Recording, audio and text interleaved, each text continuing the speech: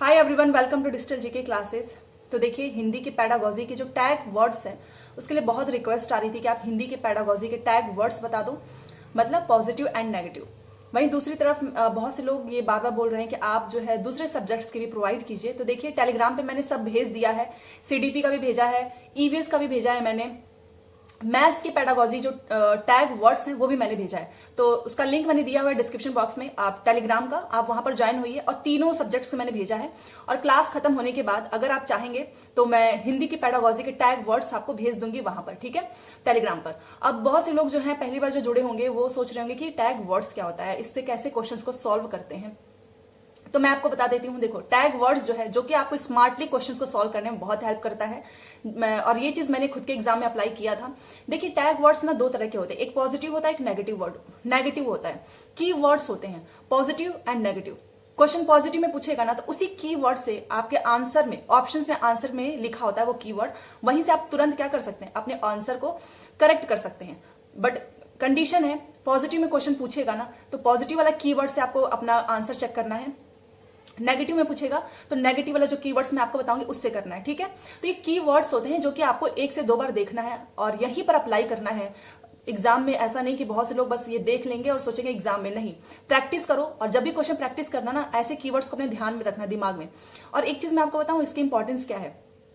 कई बार हमारे पास क्वेश्चन ऐसे आएंगे ना कि बहुत ही लगेगा कि सारे के सारे हमारे ऑप्शंस एकदम पॉजिटिव हैं, तो वहां पर आपको इससे बहुत हेल्प मिलेगी वहां, क्योंकि चारों के चारों पॉजिटिव होंगे तो उसमें बेस्ट वाला पूछता है। एग्जामिनर ऐसे पूछेगा कि इसमें से सबसे अधिक उपयुक्त कौन सा है, सबसे कम उपयुक्त कौन सा है। समझ रहे हैं आप? तो आपको पता होना चाहिए ना टैग वर्ड्स। तो चलिए स्टार्ट करते हैं। सबसे पहले जो लोग नए आए हैं तो सब्सक्राइब वाला बटन जरूर दबा दें, क्योंकि मैं और भी अपने खुद के नोट्स भी शेयर करने वाली हूँ बहुत जल्द।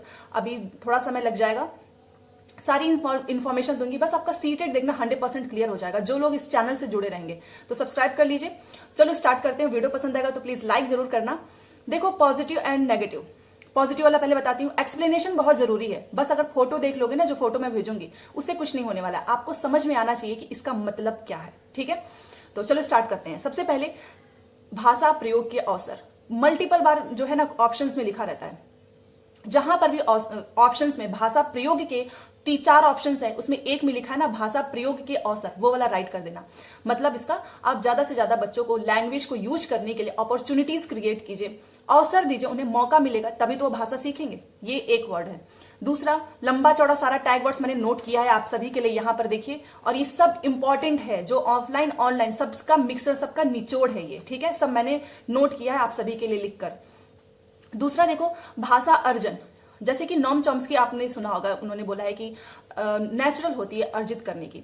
तो भाषा अर्जन कहीं पर भी लिखा हो, और ये एक सहज प्रक्रिया होती है। भाषा अर्जन सहज प्रक्रिया है, ऑप्शन में है, राइट कर दो यस, क्योंकि आप जो है अपना मदर टंग सीखने के लिए कहीं पर भी एडमिशन नहीं लेते हैं, आप पहले ही सीख जाते हैं। उसको राइट कर दो। दूसरा, भाषा अर्जन जो है ना वो स्वाभाविक होता है और विद्यालय से पूर्व होता है। क्या ये सही बात है? ये भी लिखा रहता है, भाषा अर्जन स्वाभाविक है, विद्यालय से पूर्व है। यस, आप मदर टंग स्कूल में जब एडमिशन होता है ना, उसके पहले ही आप सीख चुके होते हैं वो, आप अपना खुद का, चाहे वो कोई भी हो, बंगाली, राजस्थानी, मराठी, उर्दू, सब कुछ।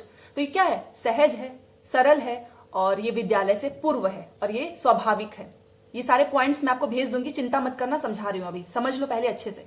प्रोत्साहित करना, ये प्रोत्साहित, हतोत्साहित भर भर के पूछेगा। प्रोत्साहित का मतलब मोटिवेट करो। और हिंदी की पैडागॉजी ना हिंदी में ही आएगी, ये मत सोचना इंग्लिश वाले कि उसका इंग्लिश में भी आपको सबटाइटल्स मिल जाएगा, बिल्कुल भी नहीं मिलेगा। इसलिए हिंदी पे ज्यादा ध्यान दो। प्रोत्साहित, ठीक है, सीखने में प्रोत्साहित करो। दूसरा, व्यापक कथन, जैसे कि समाज। कहीं पर भी अगर आपको ऑप्शंस में व्यापक कथन मिलता है, जहां पर समाज की बात हो रही है, शिक्षा की बात हो रही है, अंतः क्रिया की बात हो रही है ना, ये अपने आप में पॉजिटिव वर्ड है। पॉजिटिव वर्ड है, ये की वर्ड है। एक एक वर्ड जो है ना अपने आप में बहुत इंपॉर्टेंट है। की वर्ड पकड़ो, तुरंत टिक करो। नहीं समझ में आ रहा है ऑप्शंस, क्योंकि आपको सीटेट में अपना समय बचाना है। और सीटेट एक ऐसा एग्जाम है ना जहां पर आपको बहुत ही लेंथी क्वेश्चंस मिलेंगे। जिसने इस टैग वर्ड से खेल लिया उसका पेपर 2 घंटे में कंप्लीट हो जाएगा। मैंने खुद का पेपर 2 घंटे में ही किया है। अब देखो आकलन से आता है, एक आकलन पूछेगा ना पोर्टफोलियो अच्छा होता है, एक आएगा कि सम्मेटिव मतलब योगात्मक आकलन। याद रखो बच्चों के लिए सबसे बेस्ट क्या होता है, पोर्टफोलियो रचनात्मक आकलन। क्यों? क्योंकि इसमें आप जो है रेगुलर बेसिस पे बच्चों का असेसमेंट करते हो। तो अगर आकलन में ना बहुत सारे आकलन दिए होंगे, अब वहां पे अगर पोर्टफोलियो वाला आकलन होगा ना उसको आपको टिक करना है, ठीक है, ये भी क्लियर रखो। भाषा सीखने की क्षमता जन्मजात होती है, नॉम चॉम्स्की, पूरे ऑनलाइन पेपर में ये क्वेश्चन आया है, रट लो, मैंने इसमें नोट किया हुआ है, आपके काम आएगा। और एक 21 जनवरी को हिंदी के पैडागोजी में सेम यही पैडागोजी का टैग वर्ड्स का यूज किया गया है। अगर आपने वो सॉल्व नहीं किया है तो तुरंत इस वीडियो के बाद आप सॉल्व करना, खुद देखना आपको कितना हेल्प मिलेगा पैडागोजी में। जो लोग पैडागोजी में 30 में से 30 लेकर आना चाहते हैं, मतलब हिंदी पैसेज और ये पैडागोजी 15-15 का आता है ना, तो उनके लिए बहुत इंपॉर्टेंट है ये। आपके पैसेज के 15 नंबर, वो मैंने आपको पैसेज की ट्रिक बताई है, और पैडागोजी के टैग वर्ड से कंप्लीट। अब देखो मातृभाषा को एक्सेप्ट करना है, चाहे कोई भी बच्चा राजस्थानी बोल रहा है, बंगाली बोल रहा है, उड़िया बोल रहा है, कन्नड़ बोल रहा है, आपको इग्नोर नहीं करना, आपको बच्चे के लैंग्वेज को एक्सेप्ट करना है। बच्चे को आपको भगवान मानना है, ठीक है, खुद को नहीं, बच्चे को। भाषा प्रयोग के अवसर ज्यादा से ज्यादा क्रिएट कीजिए, ताकि बच्चा, हिंदी तो उसका मदर टंग है ही, टारगेट लैंग्वेज जो भी आप सिखाना चाहते हैं ना, कोई भी लैंग्वेज, तो उसको किसकी हेल्प से सिखाओगे, बच्चे की मातृभाषा से। उसको इग्नोर नहीं करना है। क्या आपके क्लास में बहुभाषिकता जो है, जहां पर 4-5 लैंग्वेज बच्चे यूज करते हैं, वो बाधा उत्पन्न करता है, ऐसा पूछेगा, आपको हमेशा इसको गलत करना है। क्योंकि जो मल्टीलिंगुअलिज्म होता है, बहुभाषिकता, वो एक रिसोर्स है क्रिएट करने का, दूसरी लैंग्वेज सिखाने का। पढ़ना, देखो आपके में आएगा ना कि जैसे कि ऑप्शन में लिखा रहता है कि पढ़ने का मतलब है कि आप तेज तेज से जो है पढ़ रहे हो, ताकि आपका प्रोनाउंसिएशन सही हो, आपके वोकैब्स सही हो। और उसमें एक में लिखा रहेगा कि पढ़ने का मतलब अर्थ समझना। तो इन 4-5 ऑप्शंस में आप कंफ्यूज हो जाएंगे, तो वहां पर आपको हमेशा जाना है पढ़ना का मतलब अर्थ ग्रहण करना, अर्थ समझना, सबसे इंपॉर्टेंट यही है। तो पढ़ना का मतलब अगर ऑप्शन में लिखा है ना अर्थ समझकर, चाहे कोई भी ऑप्शन दिया, इसी के साथ आप जाएंगे। अब 21 जनवरी में एक और क्वेश्चन था कि लेखन मौलिक विचारों की अभिव्यक्ति। उसमें लिखा था कि लेखन क्या है, मौलिक विचार है, विचारों की अभिव्यक्ति है, आपकी लिखावट है, आपकी एकदम मस्त हैंड राइटिंग है। बच्चों, इसमें आप किसको इंपॉर्टेंस देंगे? तो देखिए विचारों की अभिव्यक्ति लेखन में आता है कि आप कोई चीज लिख रहे हो, आपके अंदर आपके थॉट्स प्रोसेस, जो भी आप थॉट्स, आपके अंदर थॉट्स है, वो सब कुछ आप क्या कर, अपने विचार की अभिव्यक्ति कर रहे हो। तो आपको विचारों की अभिव्यक्ति के साथ जाना है, लेखन से रिलेटेड। उसकी वजह से भाषा विविधता हमेशा एक आपके लिए एक बहुत अच्छा रिसोर्स है, आप इससे बच्चों को बहुत कुछ सिखा सकते हैं। ये किसी के भी अधिगम में जो है बाधा उत्पन्न नहीं करता है। दूसरी चीज एक पूछेगा ना, भाषा अर्जन, भाषा अधिगम, इसमें बहुत लोग कंफ्यूज होते हैं, मैं बता रही हूं। देखो भाषा अर्जन एक सहज है, स्वाभाविक है, विद्यालय से पूर्व है, जन्मजात होती है, कोई ट्यूटर, कोई ट्रेनिंग जरूरत नहीं होती है। भाषा अर्जन, भाषा अधिगम आप स्कूल में जाकर सीखते हैं, आपको इंग्लिश, संस्कृत, कोई भी लैंग्वेज सीखना है, आपको टीचर की जरूरत होगी, आपको जो लोग भी वो लैंग्वेज जानते हैं उनकी जरूरत आपको होगी ही। तो वो होता है भाषा अधिगम, भाषा अर्जन, डिफरेंस क्लियर रखना। संज्ञानात्मक, जो मैंने भाषा विविधता बताया उसमें सीखने में आएगा, संज्ञानात्मक जो है विकास आएगा, सीखने में वृद्धि, ये 4-5 वर्ड पॉजिटिव हैं, ठीक है ना। सीखने में वृद्धि, संज्ञानात्मक विकास होता है डायवर्सिटी से, लैंग्वेज की डायवर्सिटी से। भाषा अधिगम क्या है, ये आपको याद रखना है, प्रयासपूर्ण होता है, आप प्रयास कराते हो, विद्यालय में जाने के बाद होता है भाषा अधिगम, याद रखिएगा। बाल साहित्य होगा, ठीक है, बाल साहित्य। एंड एक है अवसर। देखो अवसर तो आपको देना ही है, हर बच्चे को देना है, इंडिविजुअल देना है, सबको एक जैसा। आप ये नहीं कि किसी को कुछ नहीं आ रहा है तो आपने सबको एक जैसा काम दे दिया है। और एक चीज याद रखो, टैग वर्ड्स कुछ होते हैं ना, आप हिंदी का ये मैंने टैग वर्ड बता दिया, ऐसा नहीं कि आपको सीडीपी में काम नहीं आएगा, चाहे ईवीएस वाला इसमें नहीं काम आएगा, सब इंटरलिंक्ड होते हैं। आप हर टैग वर्ड को अपने दिमाग में रखो, कुछ चीजें ही बस डिफरेंट होती हैं जो कि लैंग्वेज से है। तो बाल साहित्य का मतलब ये होता है कि आपने देखा होगा कहानी, पोयम्स, आपको बच्चों को इससे सिखाना है, तो ये भी पॉजिटिव है। अवसर है, ज्यादा से ज्यादा अवसर दो। प्रिंट समृद्ध माहौल पैदा करना है, क्लास में जितना ज्यादा आप डायग्राम्स में, पिक्चर्स में, फ्लैश कार्ड जो होता है, चार्ट पे आपने देखा होगा कि वर्णमाला हो गया, एप्पल्स के साइन बने होते हैं, तो ये सारी चीजें क्या होती हैं, एक क्लास को ना बहुत क्रिएटिव कर देता है। और बच्चे जो हैं देखकर, जितना उनके सेंसेस, उनकी इंद्रियां जो हैं जितना ज्यादा इंगेज रहती है ना, बच्चे ज्यादा सीखते हैं। विभिन्नता होगी ही क्लास में, विविधता भी होगी, इंडिविजुअल्स होगा, डाइवर्सिटी होगा, सबको एक साथ में आपको लेकर चलना है, इन द सेंस कि सबको रिस्पेक्ट देना है।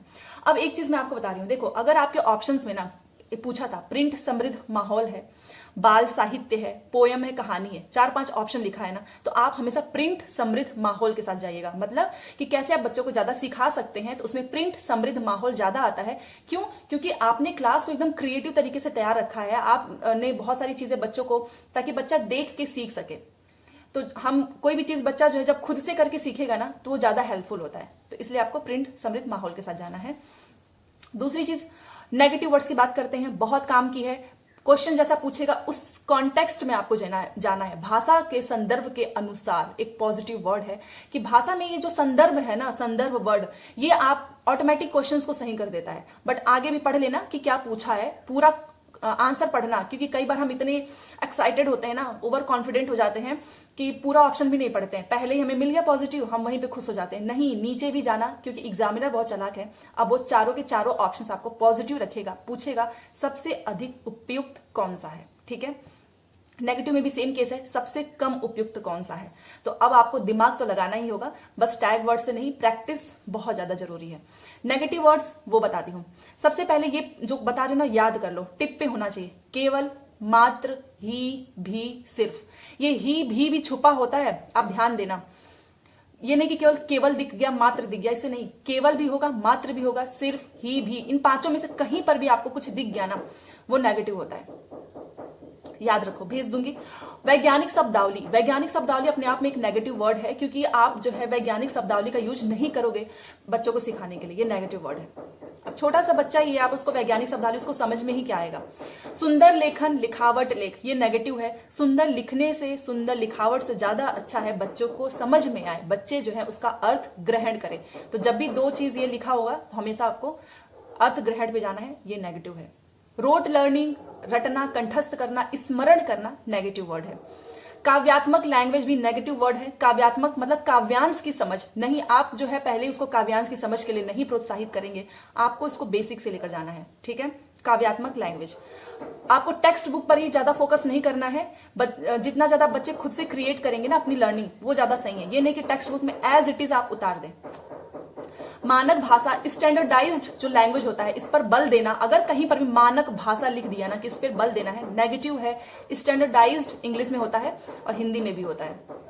बाधा मतलब कि लैंग्वेज को आपको जटिल रखना है, मतलब सिंपल या कॉम्प्लेक्स, सिंपल रखना है, सरल रखना है। तो जटिलता जो वर्ड है नेगेटिव है। बाधा, कहीं पर भी बाधा लिख रहा है, वो भी नेगेटिव वर्ड है। बट याद रखना, आपको पहचानना पड़ेगा क्वेश्चन में। कभी कभी ये नेगेटिव वर्ड भी आपके पॉजिटिव हो सकते हैं। सपोज दैट अगर ये क्वेश्चन ये पूछ दिया कि एक बच्चे के पास 1 से 2 अधिक भाषा वो सीखता है, जानता है, तो क्या ये उसके लिए बाधा है?